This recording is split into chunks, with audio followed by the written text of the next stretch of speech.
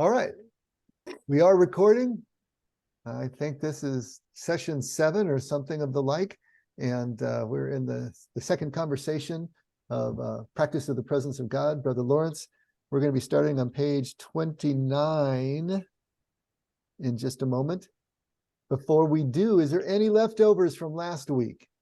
Anything that you still want to talk about? Anything that you've been thinking about during the week? Any notes that you kept during the week? You can do that and bring them in here. Any threads we should pick up before we start? I'm curious as to any thoughts that you had, Dave. Any thoughts that I had? Well, my thoughts have been mostly about Holy Week lately. I mean, just getting through Easter was a monumental exercise for me this year, it felt. But what wonderful services we had Friday and Sunday. And so thank you all for being present and being supportive and all of that. But I have really been thinking about Brother Lawrence in the sense that I have needed an extra dose of presence, an extra dose of the awareness of presence over these last few weeks because I have been so busy, and kind of noticing myself losing patience at times, getting frustrated at times, and then coming back, just consciously trying to bring myself back as I imagine Brother Lawrence would do, trying to find that connection in all these daily tasks again and not get lost. But it's so easy to do. Man, it is just a constant balancing act. As I've told you before, it does get easier over time, but there's never a time that you aren't balancing. There's never a time where you just are balanced. That day never comes, let me tell you. You are always balancing, but it does get easier and it does become part of who you are more. But then things happen and then you get knocked off again. And then you actually have to consciously exert the effort again to rebalance, get your pole back out, and start balancing. And there's just going to be times like that when it's just not going to be as easy as it was. But at any rate, so I've been trying to practice what I preach here. And it's been a on and off again kind of experience. But through it all, and what I'm mostly grateful for, and I've told you this before, is that the recovery time is much shorter. So when I get out of balance, I can usually recover within a day, within a few hours, and get back to balance again. Every once in a while, it may be 2 or 3 days of kind of a funk, but that's usually it. So that's huge as compared to 20 years of being out of balance at the beginning of this whole thing. So, but that's kind of what I've been thinking about, John. Not really thinking about the text as much as just trying to make sure I'm practicing it, especially through the crazy times. Thanks, Dave. Okay, man. Anything else? All right. Well, as usual, I want to back up just a few paragraphs. So on page 29, the first full paragraph, that when the occasion arose, is where I want to start. And this second conversation has been a really good one, and it's going to get better in these last 2 pages in terms of really starting to nail down classic Brother Lawrence. But I hope what you've been cognizant of as we've been reading is that more and more of his character is starting to form. It's like a character sketch. When you watch those guys draw, and they draw those first couple of lines and you have no idea what they're drawing, and then they draw more and more and more, and you realize, okay, that's an eye, that's a nose. It's kind of the way that the Brother Lawrence's character is coming through as we read these conversations. More and more little bits are coming through. So I hope that you're feeling that you're getting to know him better, that there are character traits that are coming through.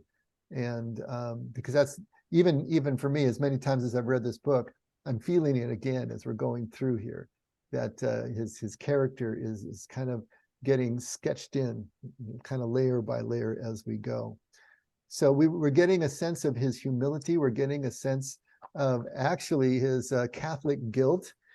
We're getting a sense of some of the things that we do not want to emulate in terms of the culture, the prism of Western Christian Catholic culture that he's looking through from 300 years ago. And so we're seeing that kind of self-deprecation. We're seeing that extreme, it goes beyond humility, even to a bit of humiliation in him. But at the same time, that is always balanced by this just unsinkable sense of God's presence that just turns everything around for him. And he never loses that thread, which is really, I keep coming back to how amazing that is. Given the way that he feels about himself and original sin and all those types of ideas about himself, and yet there's never a time where he doesn't realize that God is there and there for him. So it's a really interesting mix. And I hope that's coming through to you as well, because we get into places like Brother Lawrence where we are really feeling down about ourselves. I wish Becky were here for these next few pages, because she's the one who's always talked about how she has such a harsh internal critic, that she has always been so self-critical. She's talked about that several times. And so when that happens and we feel that harsh critic, and it's just like, well, how could anybody love me? How could God love me? I can't be worth anything. And those thoughts come. And then if we can put on somehow Brother Lawrence's hat and realize that even though God is still there, God is still for us, nothing has changed. Nothing can dent that love of God. And that's a really remarkable thing. So I think that's a real takeaway for us as well. So he's gone through some of the ways that he looks at his relationship with God in these last couple of pages. And then at the top of page 29, he talks about that when the occasion arose to practice some virtue, he always said to God, "My God, I cannot do this unless you enable me to do so." And he was immediately given the strength needed and even more. So this paragraph is pointing to an absolute dependence, that anavim spirit, complete reliance on God, that he really had nothing to offer. There is that deprecating side of himself. But because he has nothing to offer, then everything and anything that comes well in his life, if it comes out well because he was doing the work, it's all God. If it comes out well and he didn't do the work, then it's a gift from God. There's that sense that he's just completely out of the way. That kind of dependence. That's really freeing if we can get to that kind of sense as well. Next paragraph, that when he had stumbled, he simply acknowledged his fault and said to God, "I shall never do otherwise if you leave me to myself. It is up to you to keep me from falling and to correct what is wrong." With this, he put the pain of his fault from his mind. So the first paragraph spoke to me of dependence. This paragraph speaks to me of acceptance. He's absolutely accepting of where he is and who he is. He realizes he's a clumsy lummox. That's what he called himself. He can do really nothing right if left to his own devices, but it doesn't matter, because God is going to make it all right for him. And so he's accepting of who he is and his own faults, and it doesn't trouble him. He doesn't stay up at night worrying about the things that he can't do or the things that he hasn't accomplished, because it's all God anyway. Next paragraph, that we must act very simply with God and speak to him frankly while asking his help in things as they occur. That's an important line. Act very simply with God, speak to him frankly while asking his help in things as they occur. He's not future tripping here. He's not sitting in his cell, in his room, asking God to fix this or that outcome or this or that thing in the abstract. His prayers are immediate. As he is in the act of doing, that's where he's asking for the help from God. That's a real game changer if we can start doing that. Quit anticipating so much, quit worrying so much, quit catastrophizing so much, but just get out and go and do. And in the doing, ask God and have a sense of his presence and his hand on your shoulder as you are doing the do. That God never failed to give it as often as he often found out. So there's this humility and, of course, this presence, this sense of presence that's with him, and a sense of nowness and mindfulness where he is focused here and now. Don't get the sense that he laid awake at night worrying about this next paragraph where he had to go buy the wine in Burgundy, right? that he had recently been sent to Burgundy to buy wine, that this was difficult for him, since he had no head for business matters. He was lame in one leg. He had gout that had abscessed, and it wasn't healing, and so his one leg was difficult for him. And he could not get on about the boat except by hobbling from one cask to another, but that he had let none of this bother him, least of all the purchase of the wine. So in going to Burgundy, a lot of it would be done by river. That's a lot easier travel than by land. And so he's going by river from Paris in the central north to Burgundy, which is in the central east. And a lot of that was by boat. And he had trouble just even staying on the boat, but had to kind of go from cask to cask and to hold himself up. That he said to God that it was his business that he was on, and that afterwards he found out everything had gone smoothly and he had done well. He doesn't even know how he did. He's not keeping score. You know, read between the lines here and then contrast it with your life or the way you think about things or the way we do things here in the West. He goes out, he's doing the job, and it isn't until afterwards that I guess he gets a pat on the back from the abbot when he gets back to the monastery. Hey, good job. Everything showed up. That's the first he knows about it. He's just doing what he does in real time, praying to God to be present, to help him in real time, and not really cognizant, not self-aware or self-conscious. He's self-aware, but not self-conscious, if we can make that distinction. And so it's only later that he finds out that everything had gone smoothly and he had done well, that the previous year he had been sent to Auvergne for the same purpose, that he did not know how the business was accomplished, but accomplished it was, and very well indeed. The same thing was true of his work in the kitchen, for which he had a naturally strong aversion. He didn't want to be there. He kind of fought it for about 10 years. Having accustomed himself to doing everything there for the love of God and asking his grace to do his work, he found that he had become quite proficient in his culinary chores during the 15 years he had worked in the kitchen. That he was now in the shoe repair shop and was very happy there, but that he was ready to leave this position as he had previous ones, glad to do any task, however small, for the love of God. So he got to a point after 15 years in the kitchen that he really couldn't get around. His leg was so bad and his health was bad, so he really couldn't work the kitchen. So they put him in the shoe repair shop where he could sit down and do the cobbling there. And so he's very happy there. And no task is too small for him at this point in his life. Next page.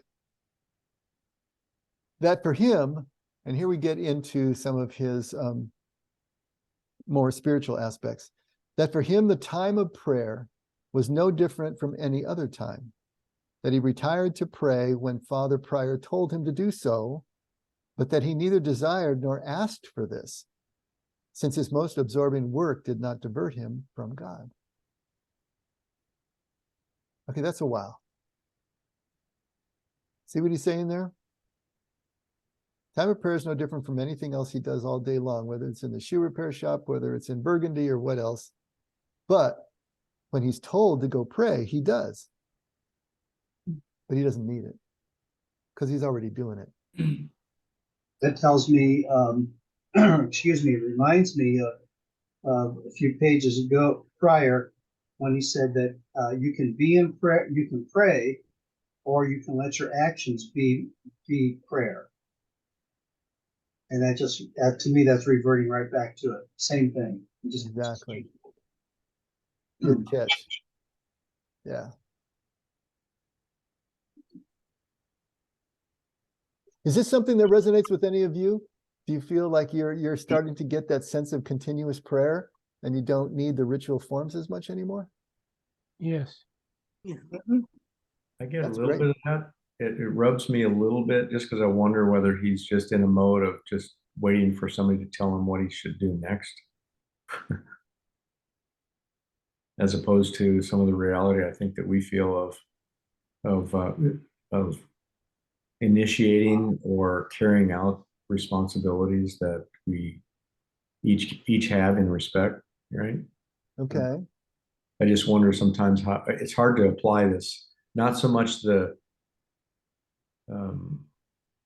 being aware of God's presence in the midst of every piece of work and things that we're doing, but I don't know. Sometimes I feel like there's a little bit of temptation on people, particularly that I've observed working in churches, that, you know, whatever I do is going to be fine. Mhm.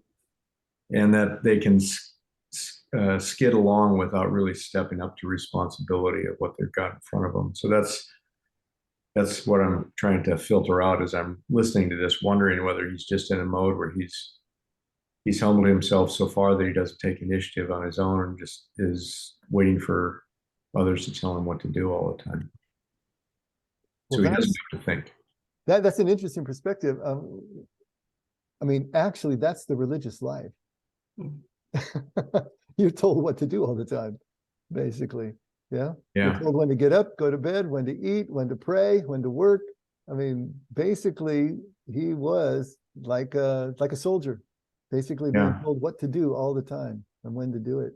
That's the part that I have a hard time relating to because I'm not So- in that context. Well, he's not taking any. Let's explore this a little bit, because this is important, because most of us either, if we don't have our own businesses, we at least have positions of some responsibility where we need to take initiative, right?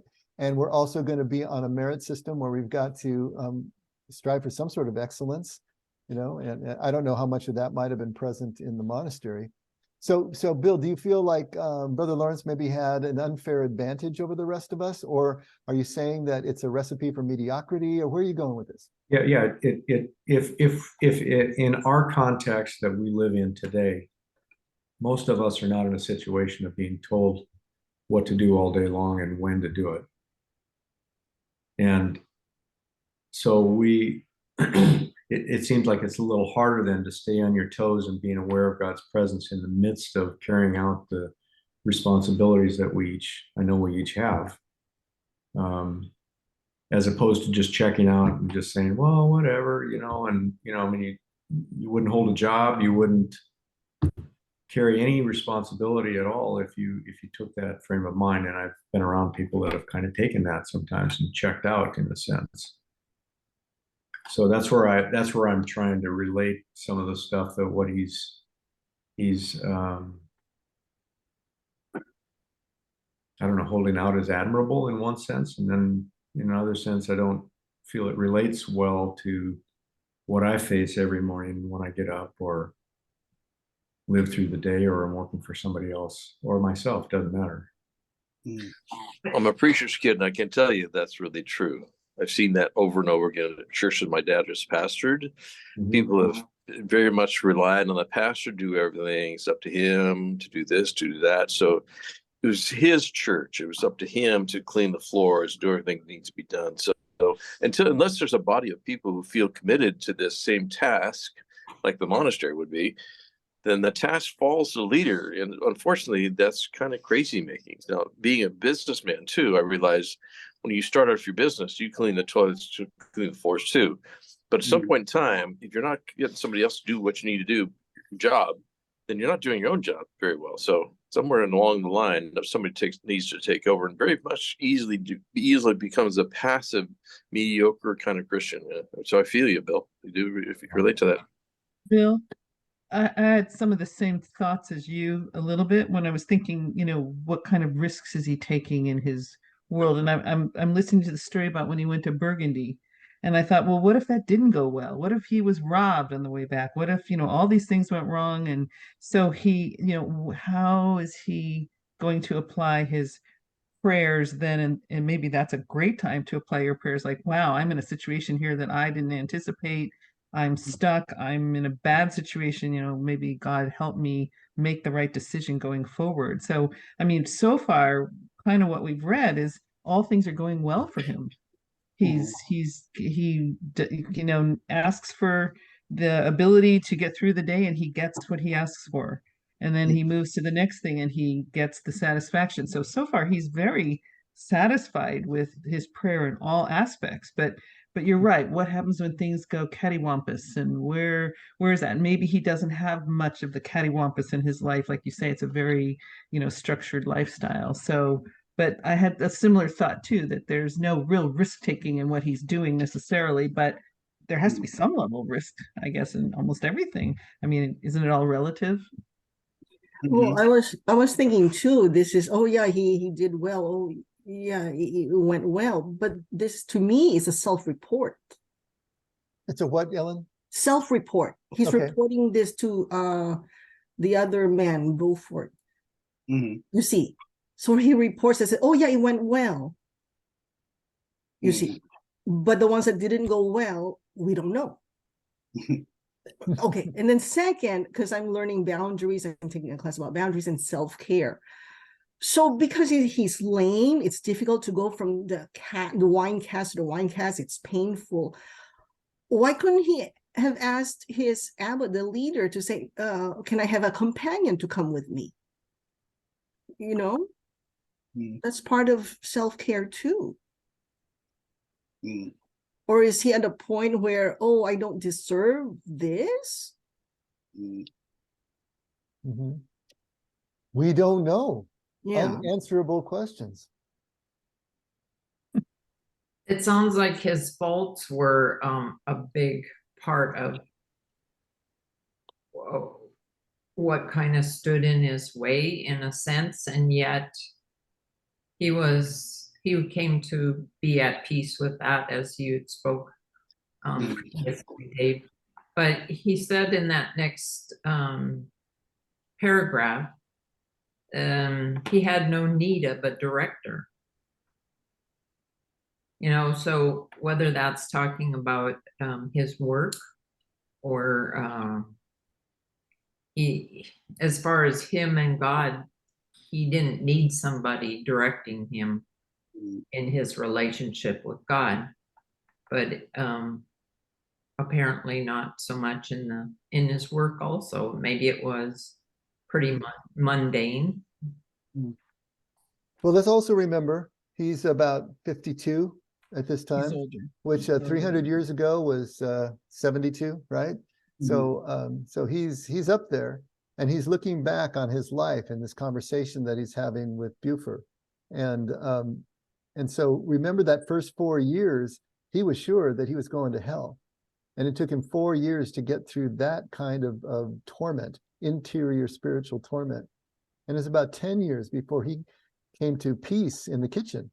So there was a decade there where he was really struggling, you know. And even in my limited time in a religious order, one thing that I realized is that you're always just trading one set of circumstances and problems for another. Now, from the outside looking in, it may look like a religious order is pretty easy because everything is taken care of. You don't have to pay bills. You take a vow of poverty. So you don't have anything to your name. The order owns everything, and they're going to pay your bills and house you and do all that.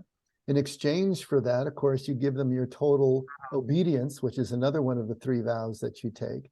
The third vow is chastity, poverty, and obedience. So in return for that, you know, you're giving your fealty and you're giving everything to them. And so there are real difficulties in living a monastic life, and that we don't face living out here in the secular life. And there's certainly a lot of difficulties we face in a secular life that they don't have to deal with. I don't know that one is particularly easier for the other. I found the religious life pretty much impossible for me. That's why I left it. You know, it wasn't something that I could do. My makeup is different. You know, there are monastics, I suppose, who can't handle the secular life. But I think that the main question here that we need to ask ourselves is, does anybody have an unfair advantage over any of the other of us in terms of the accessibility of God's presence? You know, was it easier for Brother Lawrence than it would be for us here in the modern West because he was in a cloistered life, because his bills were paid, you know, because he was just told what to do and he didn't have to think or take initiative? But it does say that he got to a place of culinary excellence. It's not like he wasn't doing anything in the kitchen. And I assume he did the same thing in his cobbler shop. He made good shoes, you know, repaired them well. So I don't know that he wasn't doing his best. But that's, I think, the main question. That's the implication here. Is he actually relevant to us in terms of doing something similar to what he did? Or because of his circumstances, you know, he's just in a different place. I am Bill's question made me think of like like a functional level of anxiety that we all need to get out of bed in the morning, right? A level of anxiety and stress that, compels us to pay our bills on time and, take care of our responsibilities and things of that nature. And that's normal in our secular world. But if we're doing the same thing for the glory of God, right? If we're getting up in the morning and going to work and paying our bills and doing all of those same responsibilities for the glory of God, I can fantasize that, like, that doesn't have to be a spiritual bypass, right? It's like you're still engaging, you're still showing up to your daily tasks, but now the picking up of the twig and putting it in the garbage is for the glory of God. So I would imagine that this guy, if he's cooking for the glory of God, he's adding those extra spices in there, right? So at least that's the way I'm reading it. But I like the thought you're raising. I hadn't thought of it, Bill, but I don't read this as a spiritual bypass. I don't read this as somebody who is like, oh, it's in God's hands, it's all well. In fact, I see it more as the person showing up with a level of excitement, right? And engagement, because it's glorifying God. I'm probably reacting a little bit to his self-defacing of himself. And, not really. Yeah, good point, my friend. I think you're right, Mike. I think you're busy in the kitchen. He's not being quiet in the kitchen. He's not being quiet in the cobbler shop. He's doing work. He's actually physically doing work. So, please, I think you're right. The reading of that way. So, there are people who have fallen into this definitely being. You're having a bad connection. Go ahead, Bill. Just the being thankful for what God has brought you to and what He's taught you through in your life, and really continuing to lean into the things that brings fullness in life, and wanting you to apply yourself and be the best version of yourself that God has trained you to be at whatever point in life you are. But it's a different mindset than, I'm just a lummox. I'm just a bone. I mean, I don't. Right. That's probably what I'm reacting to more than anything. I get that. But I think in that same vein too, I was thinking too more as an observer of what's happening to him. He's saying, oh yeah, I'm not qualified to do this. See, they sent me to Burgundy and it turned out well. I think also the person who assigns him to do these tasks, his abbot or the main person, the decision maker, saying, okay, you go to the kitchen. Oh, you go to Burgundy and buy the wine. Oh, and now you do the, the shoes. I think they also know his capabilities. Yeah. And so they will assign him to what he's capable of, and he will do it well. But he's not the accountant, right? I mean, he's not the shepherd or the shepherd or whatever task they have. So they kind of know his capabilities and limitations, and he'll do well. They have, this person has confidence he'll do well, so he does well. I think he's just humble about it, like you say. Yeah. It's the same with my daughter saying, oh yeah, she's learning to drive. Oh, mom, can you get out of the car? Let's trade because this intersection is scary. I said, no, you can do it. Right? So there's that fear, but I say, no, you can do it. So she doesn't know her own capabilities. Same with Brother Lawrence, but then maybe the abbot says, no, you will do this. You can do it. And he does.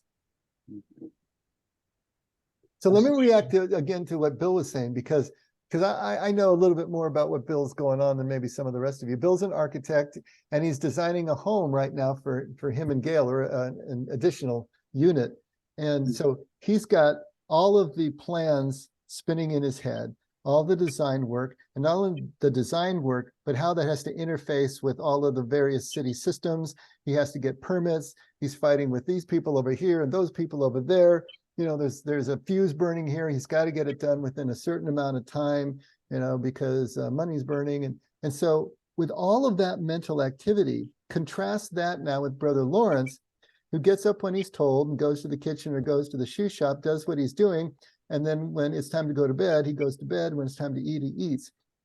Are we saying that for someone like Brother Lawrence, it would be much easier for him to practice presence on a continual basis than for a modern Westerner like Bill or any of us who have so much more cerebral activity going on, so much more planning that needs to be done, where we are looking forward, you know, managing projects and working toward outcomes? Do you think it's harder for us than it is for him? Yes. I think so too. How about even the relationships that he didn't seem to be too Mm. involved in? That makes it really a lot easier. You know, it's only himself. Sometimes, yeah, that's a lot to handle. Yeah. Yeah, and it's I a mean, lot. I think It's a lot I think not to, it's- wait just a second. It's a lot not to handle too. Yes, it If you is. don't have that significant other, if you don't have children, if nobody is going to follow you, and when you face death, there's just no one else. I mean, you have your fellow, but like I said, you trade one for the other. So there's difficulties in both directions. Okay, William, I'm sorry. Go ahead. I mean, we could make the argument that it's easier for us. It was easier for people to be present 200 years ago working the farm than it is to be present today with these things in our hands, right? And I think absolutely it was easier for Brother Lawrence to not have all of these distractions. I don't think it,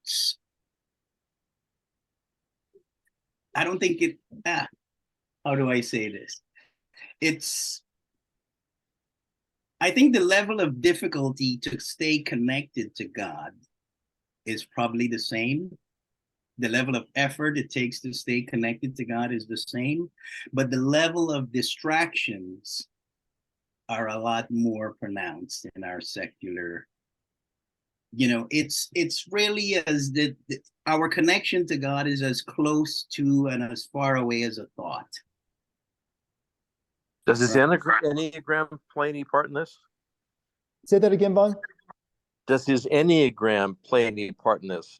Bill's Enneagram versus Brother Lawrence's Enneagram versus yours versus mine versus anybody else's. Does that play a part in this? It might play a part in how we connect, but I still think it's as close as a thought, right? It's as close as remembering to connect. Well, type A person is certainly going to connect differently from a type B or a type C person, right? So those people who have drive to do things, they certainly connect differently than others who are passive, right? Introverts connect differently than extroverts, right? So how does that play a role in it? Dave, I was thinking about your question. I think to me, the access is the same. But I think kind of to what William is saying, the practice may be harder in certain circumstances. Maybe the practicing of that presence could be more challenging if you've got a whole bunch of different kinds of distractions than maybe what Brother Lawrence had at that time.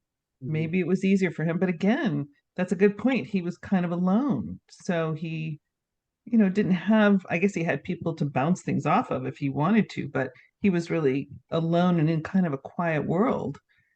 But maybe it's the same access. I see it as the same access for everybody, but the challenging thing would just be practicing it.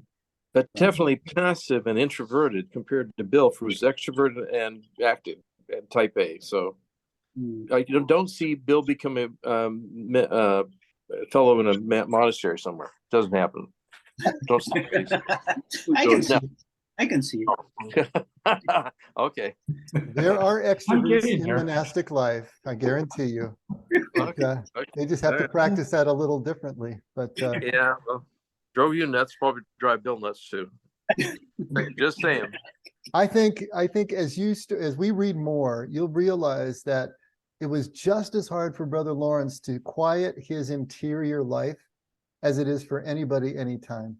That doesn't change. People are people. He had to fight down his thoughts just as much as anyone else. But I do agree with William that his life held much less distraction. Mhm.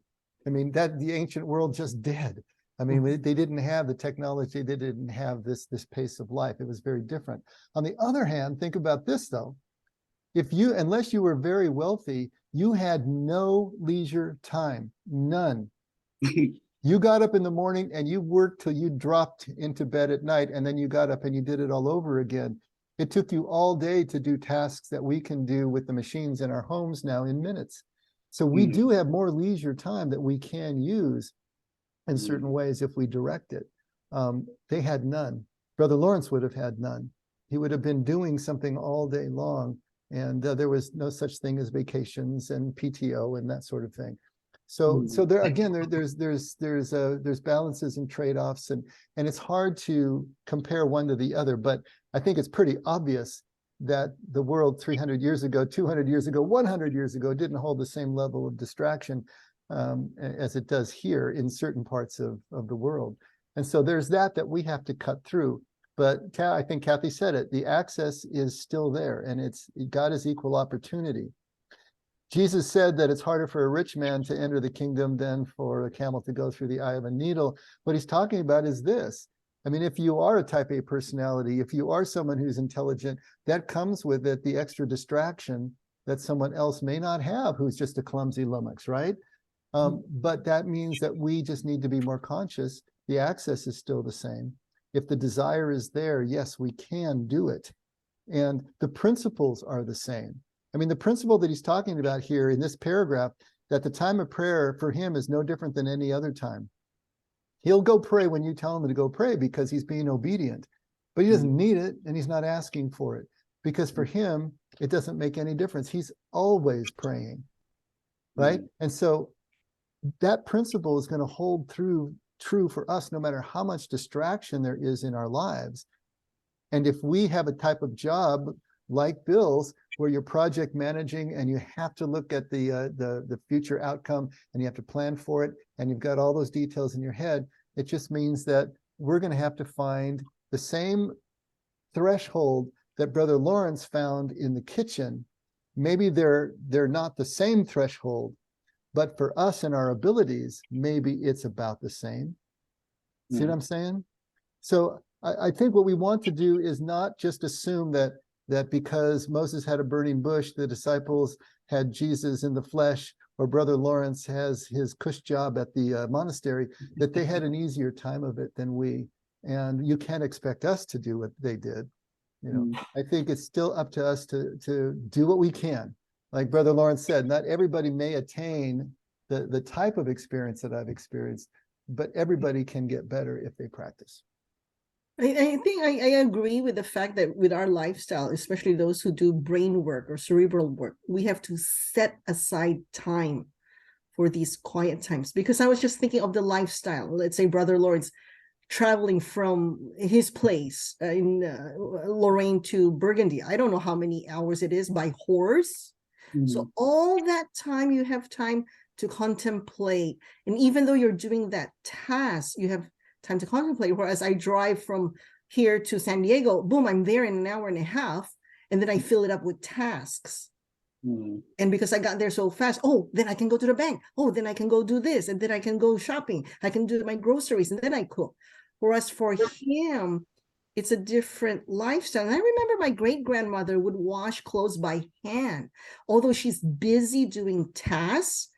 And I watched her, she would just wash it so beautifully by hand, but it was like 2-3 hours. So all that time she's thinking, I don't know what she's thinking, right? I mean, Brother Lawrence could be praying and she could be praying as well. So it's different. There's more opportunities. But again, even what you're saying, Ellen, if you're dividing your time between what's prayer time and what's work time, this is exactly what Brother Lawrence is saying, that there's no difference between the two for him, that his work time is his prayer time because he is still conscious of God's presence in the action of the work.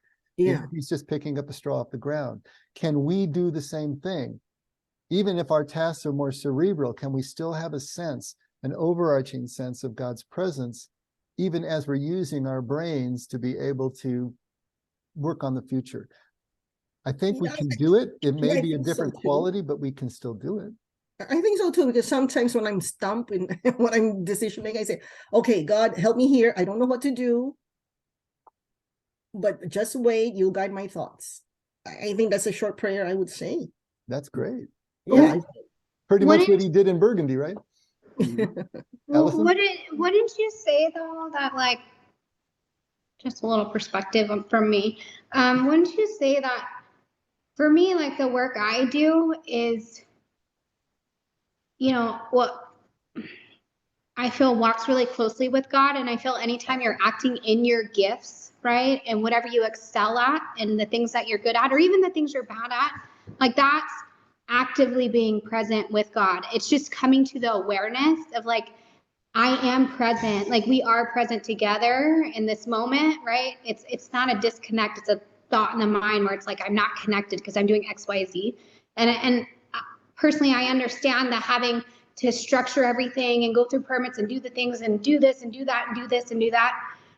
But I can say for me recently, over the past like 6 months, I've tried to find a way to come to this mindful state, which I don't want to sound like you're not, because Bill, I think you're a very mindful, calm person, but this is just a statement, where bringing that awareness to the things that I'm personally doing or the things that I'm good at, or say I'm working with another person and they're in front of me and, I'm talking to them and active listening just to them. I'm being present in the moment and you can feel God's presence there. So my point being is like, wouldn't you say that being engaged in the things that you're gifted at and you're good at is acting in the presence of God or being in the presence of God?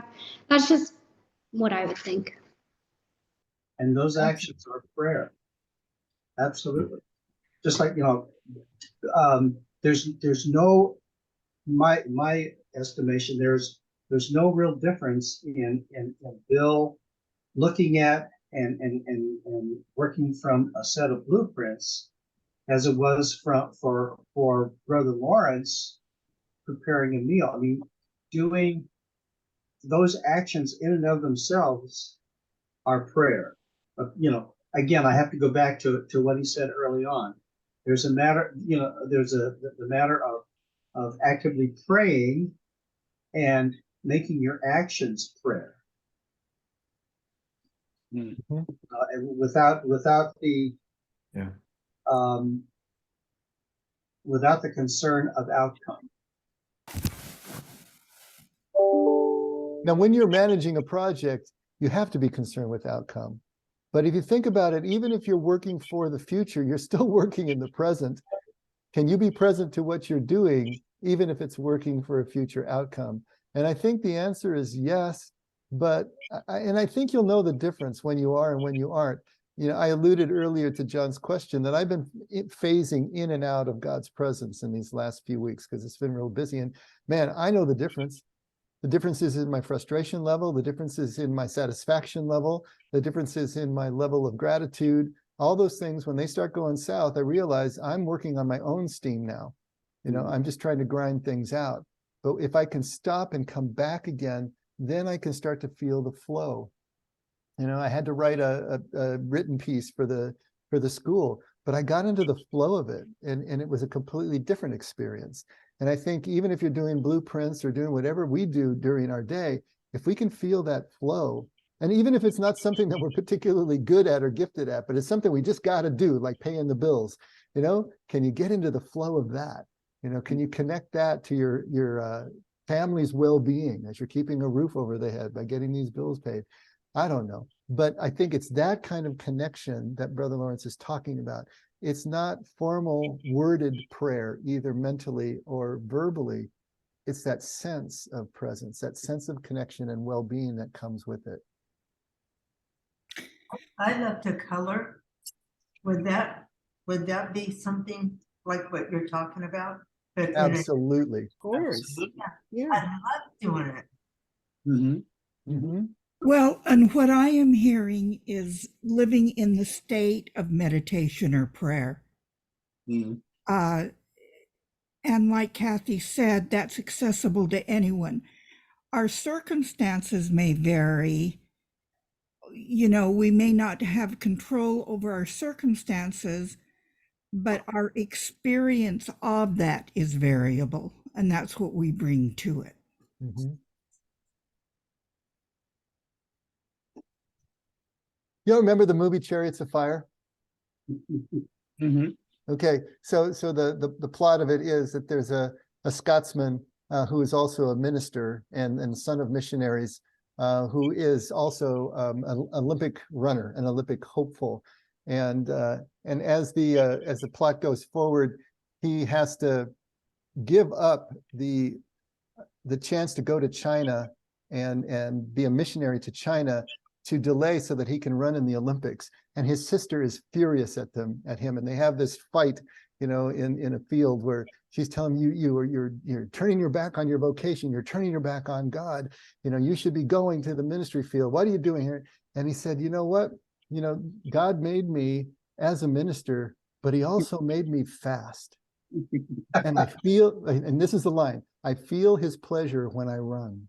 mm, And this is something that she didn't understand. If it wasn't under the guise of the religion and under the guise of the ministry, to her, it wasn't God.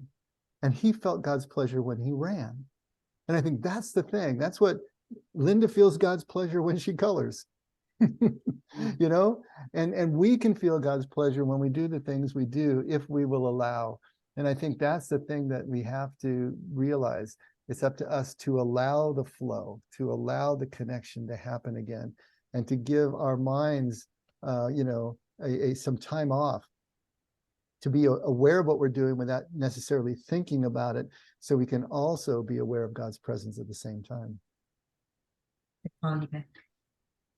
mm. Sorry.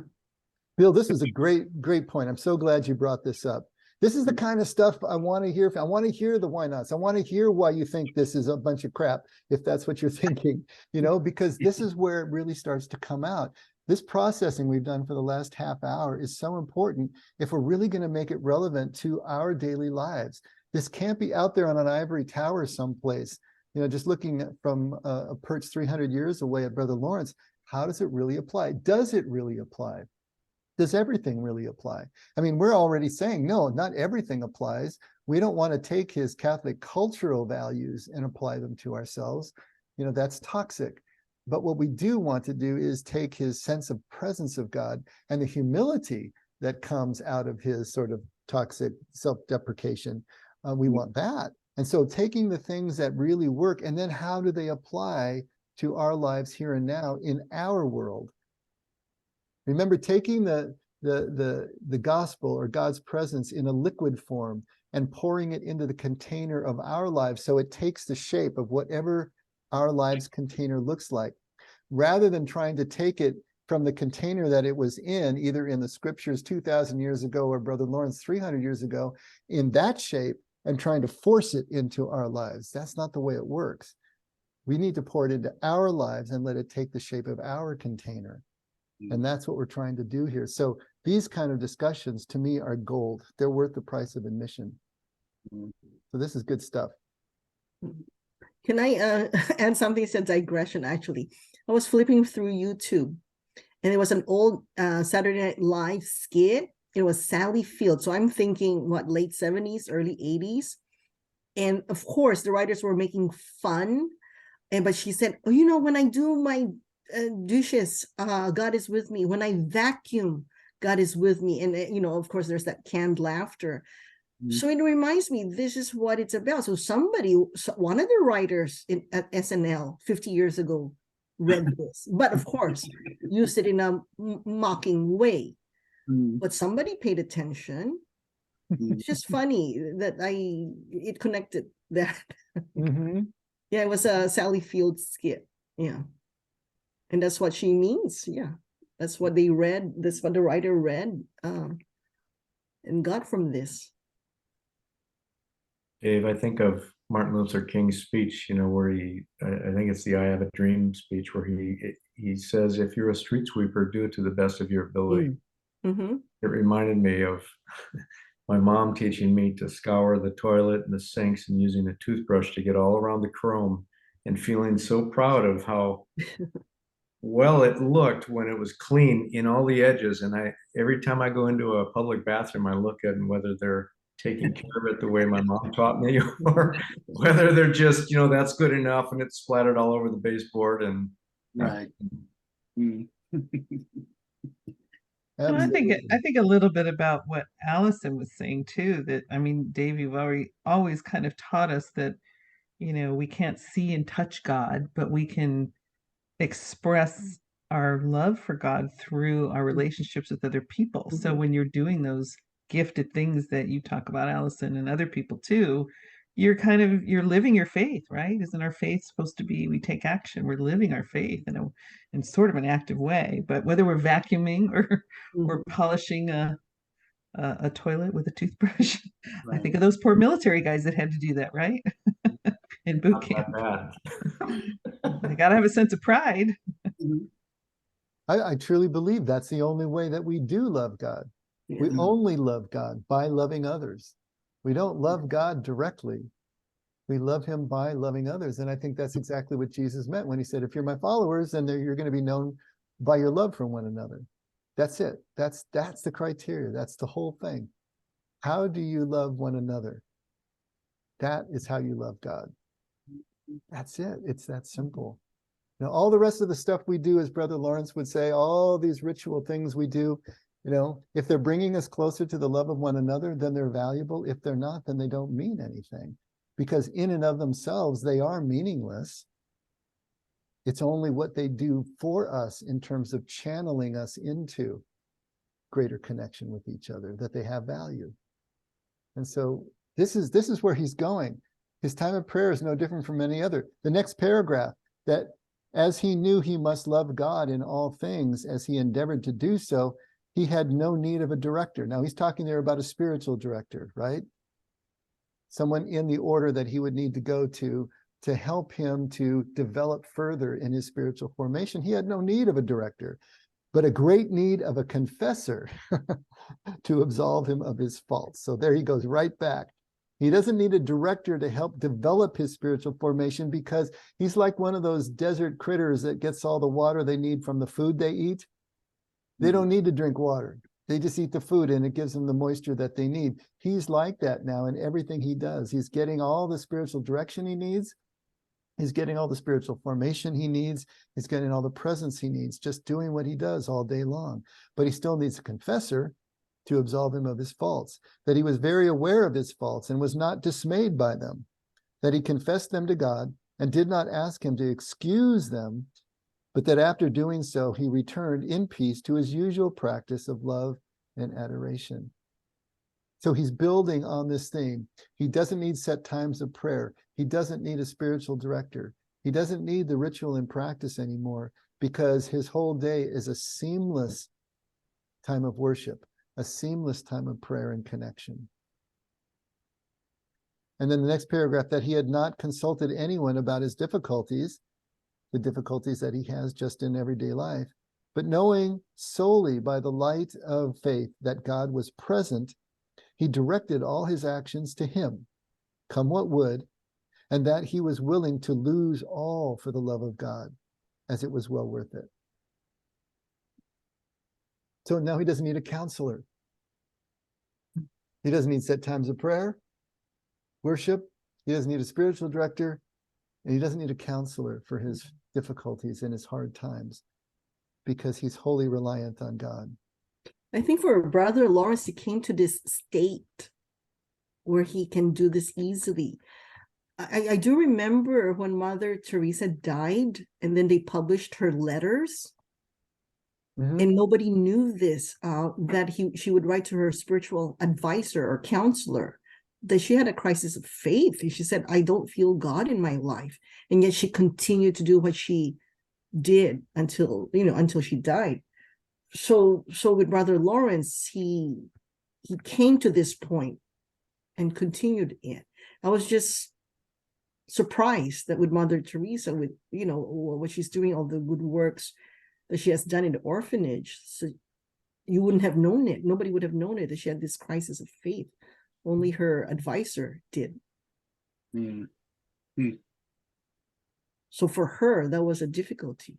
Absolutely. And if you know the shape of Mother Teresa's life, and even in general, you know that at the very beginning, she had a huge conversion experience and mystical encounter with God for a period of time when she was young that propelled her into, first of all, the religious order, and then to go to the East. And she was from Albania, to go to the East and work where she finally ended up in India.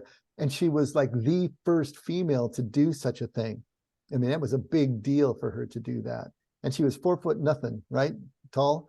She was just a little thing. But that huge spiritual experience at the beginning of her life, I always think of like Marissa Tomei, who won the Oscar for her first movie, My Cousin Vinny. And where do you go from there, right? It's like, what do you do now? How do you top that? And it was, I think it's kind of like that from Teresa. She had this huge initial experience, and then she didn't have that kind of mystical connection through the decades, 60 years of work that she did in India. And she missed that. And she always thought there was something wrong. Why wasn't she having the same kind of connection, the same kind of what we would, I suppose, call a consolation? Right. And so she didn't deal with the dark night of the soul. She didn't deal with the desolations as well interiorly. And yet she never stopped doing what she was doing. And as you said, Alan, nobody knew, around the world knew. And she looked like this paragon of faith, and yet she was in her own personal crisis.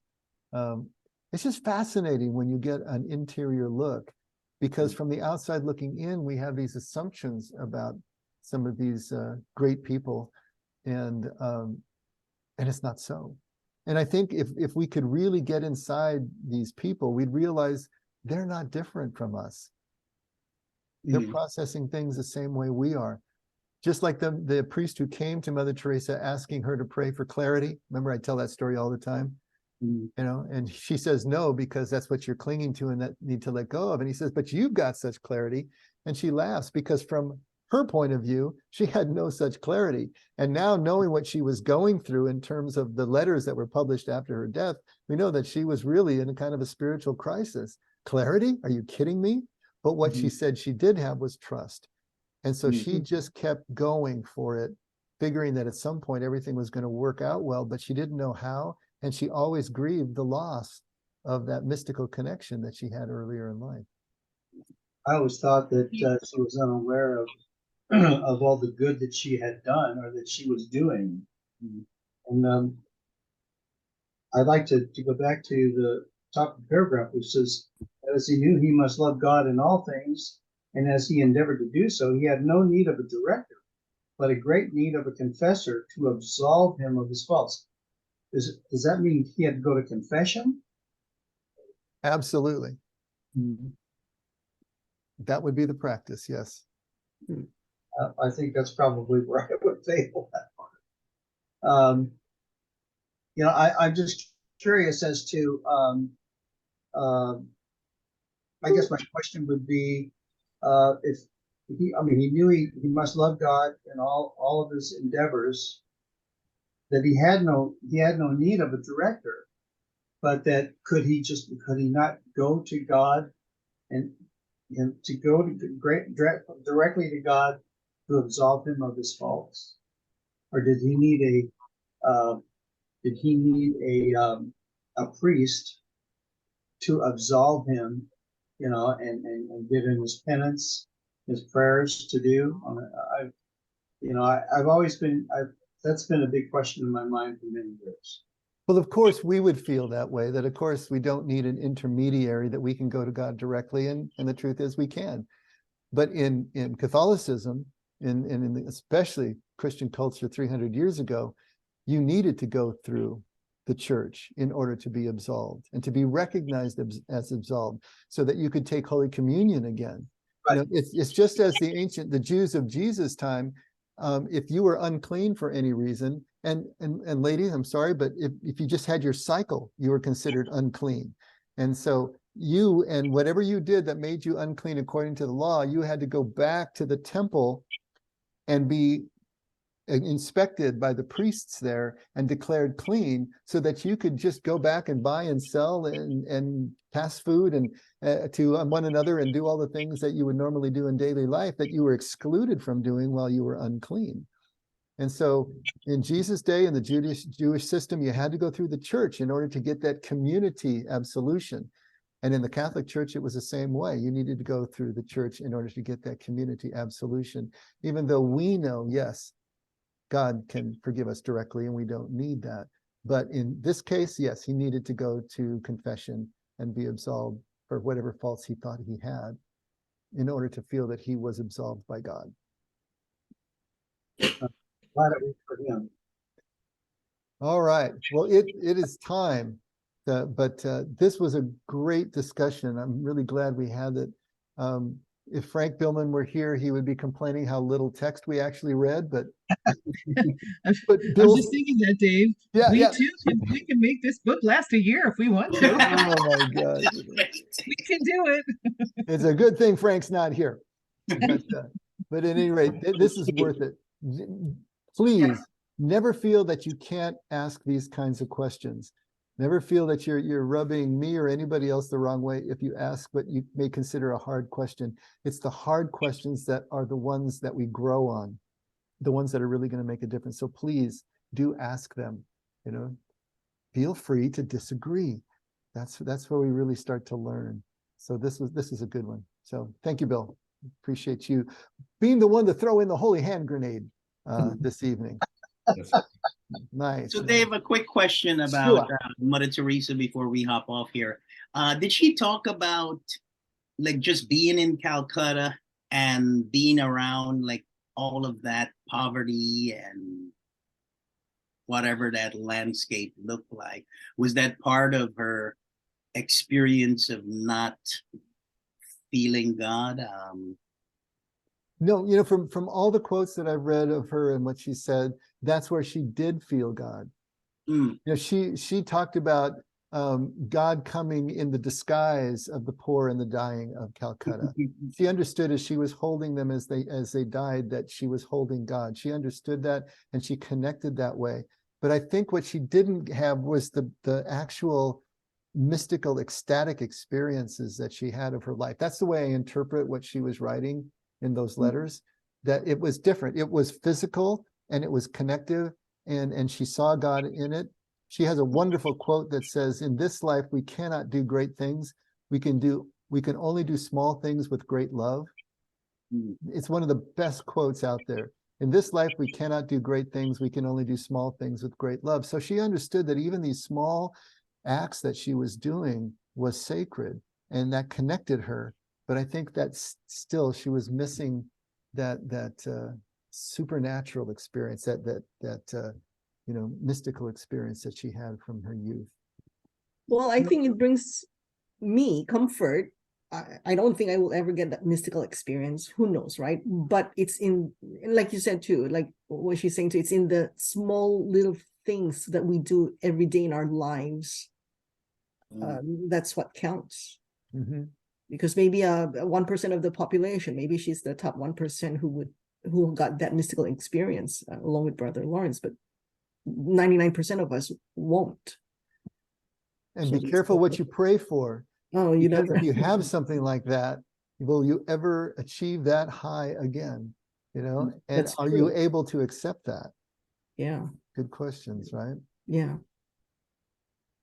All right. Okay, Scotty. Father God, we just want to thank you for the time you spend with us tonight and the time we got to spend together, searching out your truths, the application, looking at previous examples of how other people lived out their lives and their accepted truths. I'm reminded that you say you are the truth and the truth sets us free. So we want to thank you for that intimate relationship through your Son, Jesus Christ, and the abundant love you have for us and our families. Thank you for considering us part of your family, Lord. It's in your holy and precious name, Lord Jesus, that we pray and we give our thanks and say our amens. Amen. Amen. Thank you, everyone. All right. See you Yeah. Sunday, one way or another. Sunday.